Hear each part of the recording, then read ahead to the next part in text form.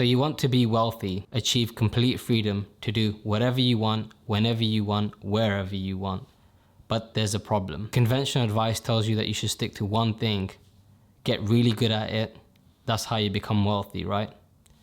Well, what if you're interested in many different things? You don't want to waste time on things that you may not actually enjoy after all, or that you won't be successful in. So you're stuck spending time overthinking each potential option, whether it's career choice or side projects, entrepreneurship or corporate. Well, as successful investor and entrepreneur Naval Ravikant says, 99% of all effort is wasted in the long run. Of course, to get to the 1% that is useful, you need to go through the 99%.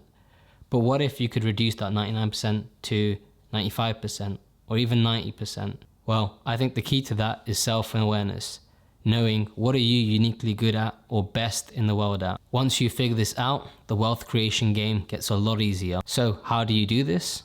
Well, in this video, I'll go through 2 approaches that I took to get closer to figuring out what am I uniquely good at. Before that though, here's a quick explanation on a framework that helps with this problem. It's called the Zone of Genius, and it's from a book called The Big Leap by Gay Hendricks. That's where this image is from. Now, we're typically in the zone of excellence, i.e. things we can do very well and make a living from.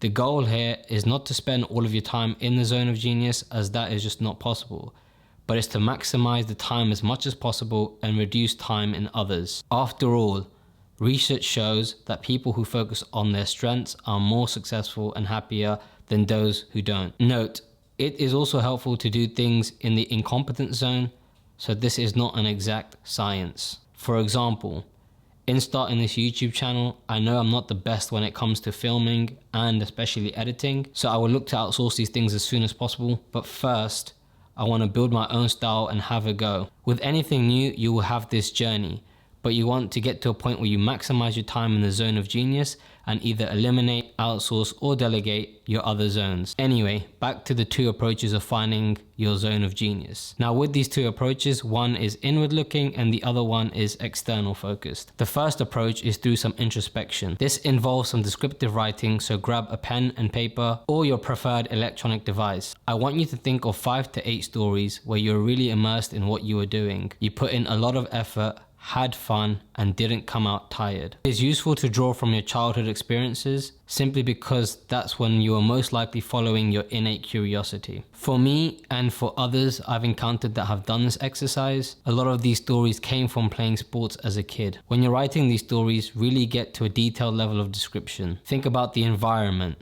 Who was there? What were they doing? What were you doing? How old were you? Really get a sense of being there in that moment. You might need to sit down multiple times and do this exercise because it requires deep reflection. Once you have these 5 to 8 stories, try and find common threads and traits across each of these. It could be, for example, you like taking on leadership responsibilities across different activities, and so you like making decisions, taking ownership. Or it could be you like public speaking, telling stories, solving complex problems. You likely won't have one skill or trait, you'll probably have multiple. And so the goal is to find opportunities where you can combine and complement each of these different skills and traits. Now, I found this exercise particularly hard as we are often our own worst critic, and it required a level of thinking that I'm just not used to. I also found that we don't truly know our own unique talents because it's natural to us, and so we assume everybody else has those skills and talents. This is where the second approach comes in, which is seeking external feedback. This involves getting 360 feedback from 10 to 15 people. Of course, you can and probably should ask more people, as not everyone will respond, but I think getting a minimum of 10 responses is good enough as long as it's from a mix of people. So that's people you work with, current friends, childhood friends, family, people you've met through hobbies and interests, whatever it may be. Now, I'll share the questions that I used, but of course you can reword or use a different set altogether. The point is to get detailed feedback on each of these. So question 1, based on your experience and observation, what are my greatest strengths? Question 2, what am I not good at or just okay at, with huge limitations? Question 3, how do you perceive me? In other words, tell me how you describe my skills, personality, and potential to a friend. So those are the 3 questions that I use in a very simple Google form, but here's a list of alternative questions that you may want to use.